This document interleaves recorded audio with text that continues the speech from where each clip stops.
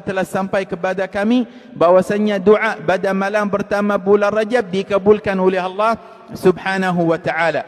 Kunci musim yang disediakan oleh atau kunci musim kebaikan malam pertama bulan Rajab. Nabi sallallahu alaihi wasallam muliakan bulan Rajab. Dia salah satu haram yang dipuji oleh Allah di dalam Al-Quran, di dalam surah At-Taubah. Sayyidina Ibn Umar ditanya, adakah Rasulullah sallallahu alaihi wasallam puasa di dalam bulan Rajab? Sayyidina Ibn Umar kata ya, dan dia muliakannya juga. Dia muliakan bulan Rajab. Nabi sallallahu alaihi wasallam, bulan haram. Nabi Allah berfirman di dalam Al-Quran, fala tadhlimu fihinna anfusakum.